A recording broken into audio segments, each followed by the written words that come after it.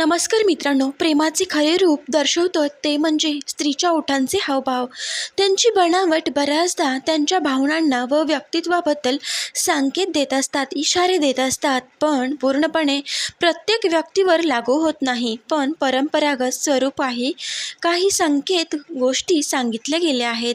मित्रांनो, आजच्या व्हिडिओमधून आपण ओठांचे इशारे जाणून घेऊया, जे फक्त स्त्रीच्या भावना आणि इच्छा समजायला मदत करतात. आपली कोणीतरी एक महिला मित्र तुमच्यासमोर ओठांची असे इशारे करत असेल तर समजून जा, ती काहीतरी तुम्हाला सांगू इच्छित आहे. त्या इशाऱ्यांमधून शेवटी असं का करत आहे, हा व्हिडिओ नक्कीच खास ठरणार आहे. तर आजचा हा व्हिडिओ नक्कीच पहा.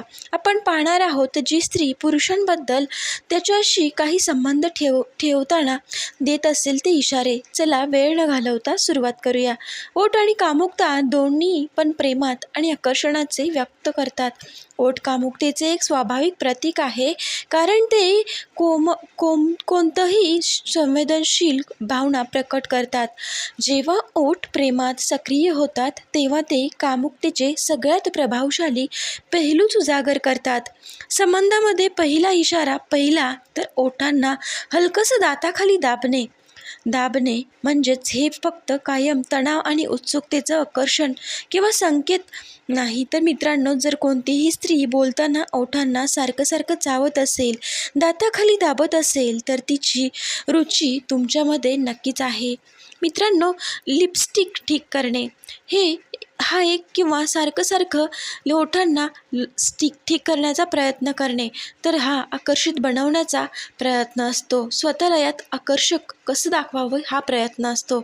हा आत्मप्रसूतीचा एक संकेत आहे. यातून कोणतीही स्त्री तिचं आकर्षण आणि पुरुषाला आकर्षित करू इच्छित असते. मित्रांनो, हसताना ओठांचं हलकंसं उघडणे पण कॉमन संकेत हे आहेत की स्त्री कम्फर्टेबल फील करते आणि सकारात्मक मूडमध्ये आहे. हा स्नेह आणि रुचीचा इशारा दर्शवते. ओठांनी हलकीशी फुंकर मारून बाहेर काढणं आणि नेहमी चंचलता लक्ष वेधून घेण्याचा संकेत आहे. हा संकेत खास करून त्यावेळी पाहिला जातो जेव्हा कोणतीही स्त्री एखाद्याला प्रभावित करू इच्छित असते. ओठांना हलकं टच करणे.